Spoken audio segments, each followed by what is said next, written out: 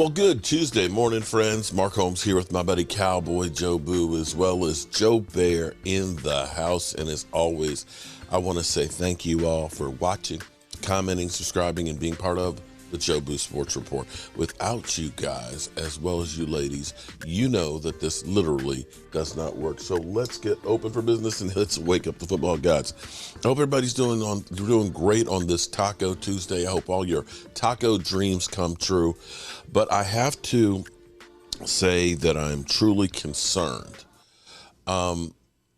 Philly 500 was on vacation, I guess about a week or so ago, and I'm afraid that it's possible that he must have some brain-eating amoeba or something is going wrong, because it seems like he is deteriorating minute by minute.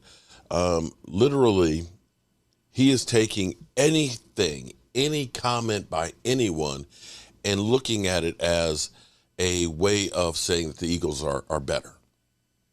Literally, yesterday, an article came out about Micah Parsons saying that Daniel Jones, didn't have the best offensive line, didn't have the, top three wide receivers and great running game. Then that Daniel Jones, you give him the same kind of weapons, you'll probably see similar results. Okay, and that's possible, because I have to say that the Giants team, let's be real here, without Barkley, their team is not a great team. I know Rashid will probably agree with me on that, but they don't have the horses that Philadelphia has. And contrary to popular belief, most people understand that you do need to have good players around them, except when it comes to Dak Prescott. Dak Prescott literally is supposed to be on the field by himself, okay, as in the only guy, and he's supposed to win the Super Bowl. But be that as it may, Philly took that comment and literally said it's Micah Parsons trying to hide the fact that he really loves the Eagles and that he wants to be an Eagle. Say what? Say what? Yeah, I think he needs to get his brain scanned. But, it's all good, because the Eagles only have one place to go, and that is down. That is down. Speaking of the Eagles, because we know that they are the free agent king out there. When we start looking at, this last month before training camp, the list of players that are out there, free agents, it's some big names on there. Now, the question is, are they just big names at this point, or are they actually guys that still have something left to give?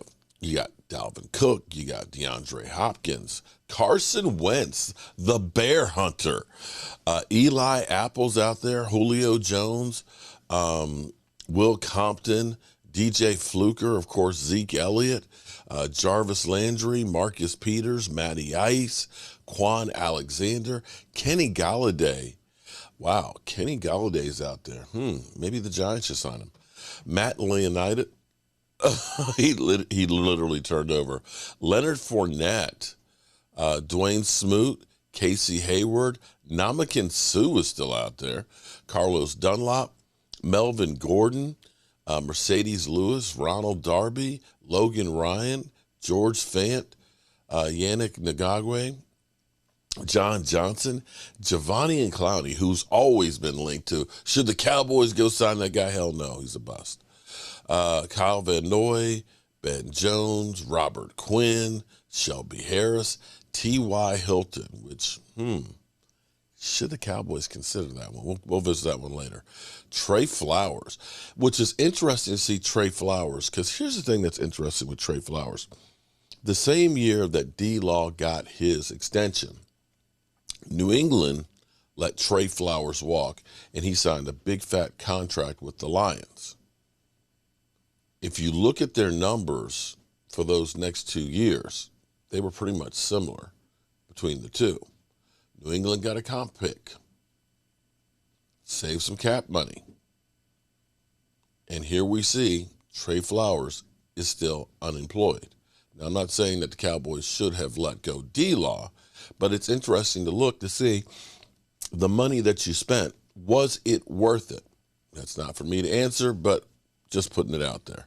But the list goes on and on and on till the break of dawn, all the way down to Teddy Bridgewater. So there are some guys out there with big names that you think of. And the problem is when you think of the names, you may think of when they've had a great season and things like that, not necessarily where they are now. Ndamukong Suh is a role player now, but in your mind, you're probably thinking about him back when he was with Tampa Bay or when he was with the Lions and stepping on people and the aggression. The reality is they're not the same guy that they were back then. And with that, the question for the Cowboys right now is running back along with offensive line. The talk, of course, still, do we bring Zeke back? The problem for us, or the question is, can Tony Pollard be your lead guy? Last year, Zeke Elliott averaged about 18 carries a game. He was the workhorse. Tony Pollard averaged about 12. We know when Zeke ended up hyperextending his knee and he ended up having like 30 plays, he was worn out. You also have to look at his fragility as far as injury goes. He had the plantar fasciitis and, of course, the broken bones this year. Can he carry the load now that he is the top dog and being paid like the top dog? That's a question that I can't answer, and only time will tell. Let's go back to, let's do what Jane Slater has from the Cowboys Inside. Jane Slater joining us now on Total Access. Good evening to you, Jane. We've come this whole way through the Zeke and the Cowboys saga, from the contract to the departure, and now we're back here. We'll get to the will, but should the Cowboys bring Zeke back? You know, I think it's a good question, Patrick, and one you'd think they're kicking around at the Star in Frisco, but I circled back with one of my sources today and was told, quite frankly, they're just not talking about it. When I asked if there would be a situation where they would bring him back, it sounds like the same answer I've gotten from a number of teams. It would basically require an entry to one of their running backs. Keep in mind the Cowboys signed Tony Pollard to a franchise tag. He is expected to be RB1 this year. They also have options like Malik Davis beneath him, Ronald Jones. They've got Hunter Lepke, and they also have Deuce Vaughn, one of Chris Vaughn, who's one of their scouting's kids, that everyone I've talked to said, look, this is not a gimmick. It wasn't a fun signing. We all talked about that a couple months ago with the draft. But no, this is a guy that can absolutely destroy defenses. Look what he did against Kansas and what he did against Florida when he was playing against them in the SEC, when he was at Kansas State, rather. But it sounds like, as much as I know a lot of the guys in the locker room would love Ezekiel Elliott to come back, it just doesn't seem like there's a lot of smoke here. I think my bigger question for the Cowboys is Tony Pollard going to be able to have the same sort of production that Zeke did? Even though Zeke, in a lot of people's eyes, had fallen off, he was still averaging about 18 carries a game. We only saw Tony Pollard averaging about 12, and that was the most workload he'd ever had last season. He hadn't had that workload in college. He certainly hadn't seen it in the NFL, and he is coming back from an injury and tells us that he has no limitations, that he is running, he is cutting. They were just kind of holding him back a little bit to make sure that he was good to go for camp. But how are you going to account for some of those things that Ezekiel Elliott did, particularly some of the, the dirty yard situation? Who's going to be the guy? Maybe that's Ronald Jones, but I think they've got a lot of questions they still have to address at camp, but they're not willing to necessarily backpedal and re-sign Ezekiel Elliott here. Yeah, certainly a couple of firsts. A first for Tony Pollard with this projected workload, and a first for Dak Prescott, who's coming to every season with Zeke standing right there next. Me and Ronald Jones, Ronald Jones, Ronald Jones, Ronald Jones, Ronald Jones. Okay. Now, people will say I'm crazy. Well, even before this statement, everybody always says I'm crazy. That's okay, because I'm crazy, Mark. Here's what would be interesting. Last year, Ronald Jones only got about 5 carries a game, okay? For whatever reason. I'm sorry, not last year. With Kansas City, only got about 3 carries a game. Didn't get used a whole lot in their offense, and that's fine. But if the Cowboys can get 2019 or 2020 Ronald Jones, where he got almost 11 carries in 2019 and 13 carries in 2020, they would be in great shape. Ronald Jones, I think that he, in my mind, that he is a lot more underrated than people will give him. Because the thing that's interesting with the Cowboys is the Cowboys make free agent signings that aren't the big, we're signing Dalvin Cook or we're signing Von Miller. We're not signing, Kenny Galladay's. We're not doing those big ones. But what happens with a lot of times is we end up signing guys that people look at and say, he's a bum. He's not one of those big guys' names that you recognize off the list. But the Cowboys get great play out of him. I will say Malik Hooker coming off an injury. Most people are like, oh, man, he's been injured, man, and everything else. Or Jaron Kearse, because Jaron Kearse coming from Minnesota, he had 42 tackles his best season. Nobody looked and said, oh, man, we got Jaron Kearse, man. He's going to be great. But he ended up having last year better statistics than Budda Baker. Budda Baker was the name you knew. Jaron Kearse, who? But the Cowboys end up putting him in the position to succeed and end up getting great service out of guys like that. I can go all the way back to George Selvey, who was one of my favorites, who was a journeyman who played, basically did the Southern Circuit, played at Jacksonville, Tampa, and Atlanta, and Carolina, and had 4 sacks in 4 seasons. The Cowboys bring him in, and we're like, who? And he ends up having 7 sacks. Goes on to the New York Giants, doesn't bust a grape, but he got paid at least.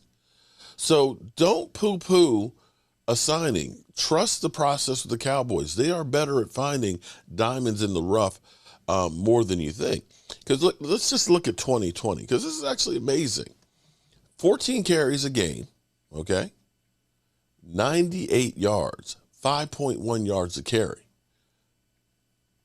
If we got that kind of production, and I'm not saying that we're going to, because, again, that was a couple years ago, but you look at what he has averaged throughout his career, he's averaged 4.4 yards a carry.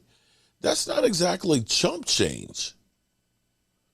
If we got, the last 2 years, 4.1 with Kansas City, but again, he only had 17 carries. But even if we ended up getting the Tampa Bay 2021 one, where he still averaged 4.2 yards a carry, that's a half yard more than what Zeke Elliott had. And that is a guy who can help spell Tony Pollard.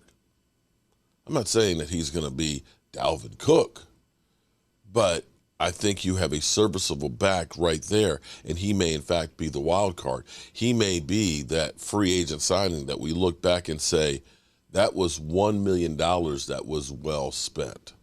Now, Zeke Elliott and the rest of the crew there, I don't know what's going to happen with them.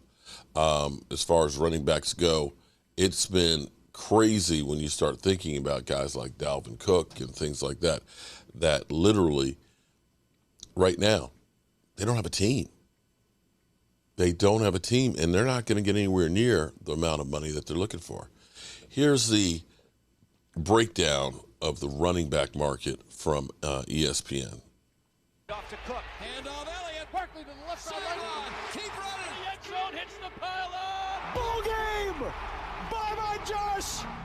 Ezekiel Elliott, Marcus Allen Jacobs going to get the franchise tag. Release running back Dalvin. Nobody's happy in this running back market. Saquon, Josh, and Tony, our top 3 guys, getting franchise tagged and really capping the market.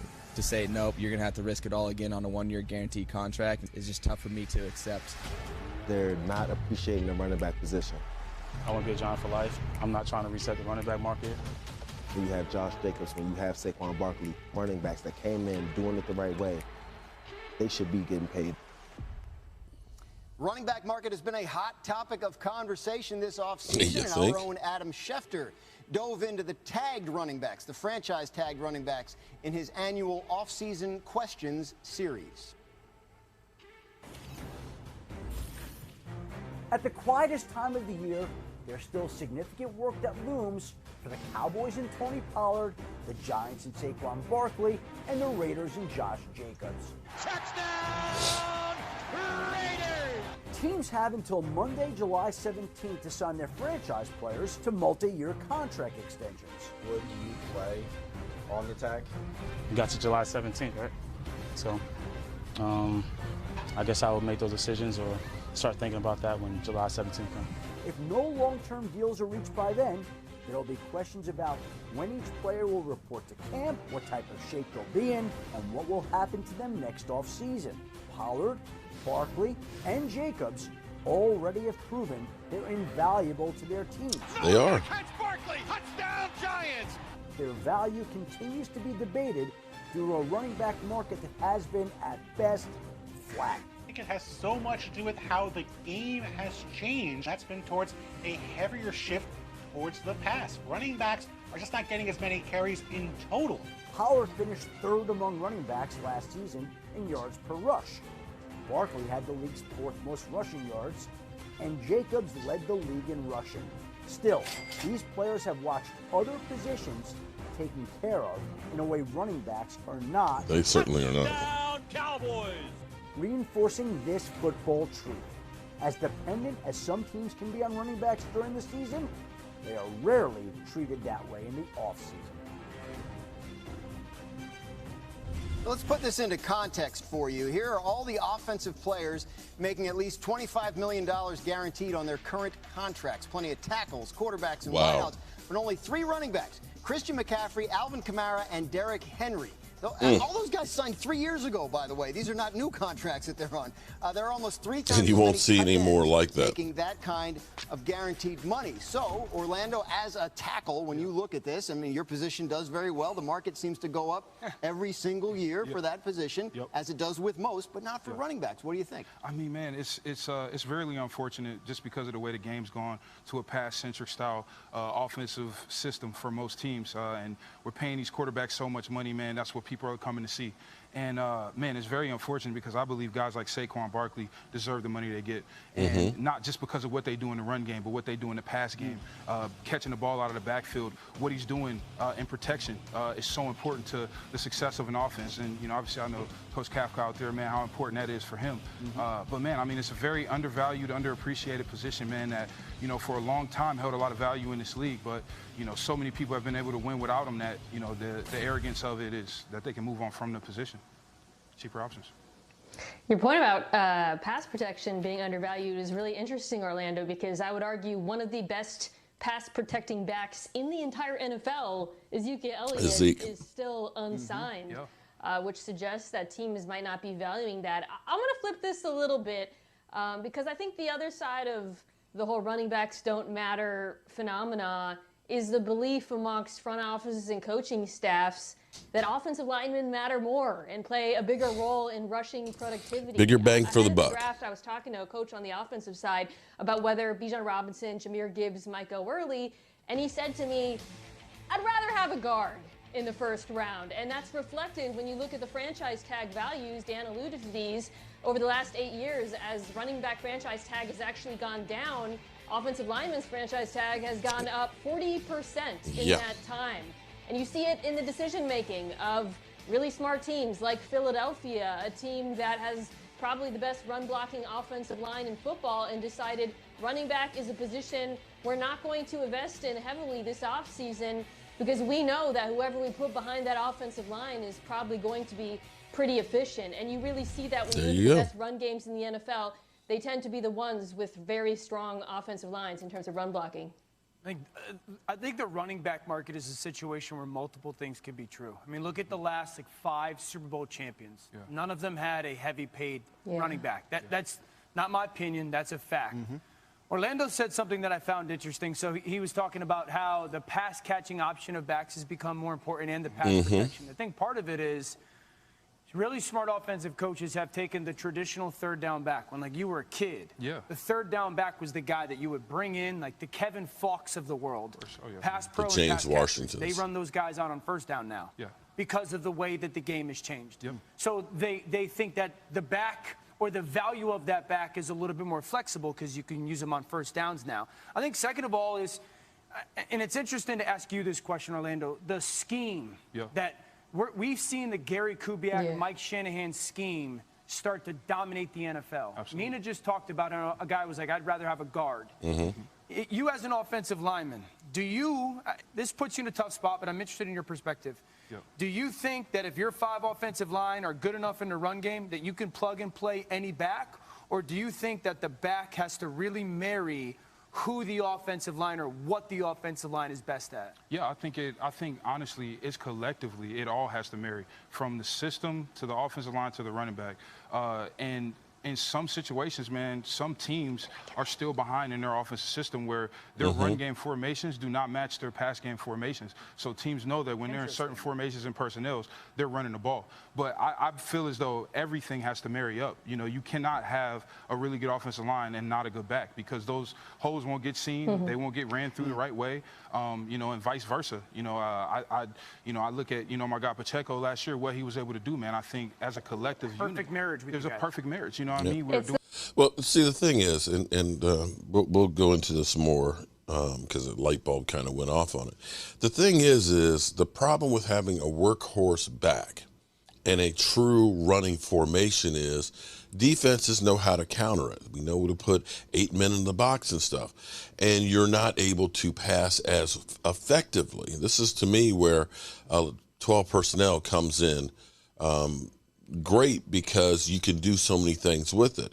And you have to understand that what's happened, instead of the typical Zeke Elliott running between the tackles, you're doing more of an elongated handoff by screen pass, getting the ball in space with players enabled to make plays happen. If you have a Tony Pollard that's out there, are you going to run the ball or are you going to pass the ball? And this forces the defense to have to cover everything. And ultimately, the mystery of what you're going to do is going to help in your success rate. When you have a traditional guy who can't catch the football, you know they're running the football, or you're knowing you're not going to have to cover him with a premier guy. And herein lies the problem. The league has changed as far as being that pass-happy league. Whether you like it or don't like it, that's the reality. And running backs are beginning to be more like the fullback used to be. There's still a few around, but most of the teams have gone away from having that traditional, you know, guy who's there just to block for the running back. So that's what I got for you guys this morning. I hope you have a great Taco Tuesday. We'll be on the road in about an hour, of course, giving you my thoughts, because when I'm on the road, that's when I get to do a lot of my thinking and things. And hopefully we'll see you guys later at the Red Brick House. If you want to see that continue and go on and see how it changes and evolve, definitely check out my other channel, Joe Boo's Day Job. We've been doing some live streams while we've been working. You can go through and see how that house was when we originally started, when it was originally literally falling on the ground. It is a historic home that has more history that we keep finding out more and more almost on a daily basis, and we are on the tail end side of it, being able to get this thing done. And I would love for you guys to take a look at it, and we will definitely be doing stuff there during the season for the Cowboys. I'm Mark Holmes, and, well, you know how we roll. Mark Holmes here, and as always, I want to thank you all for watching, commenting, subscribing, and being part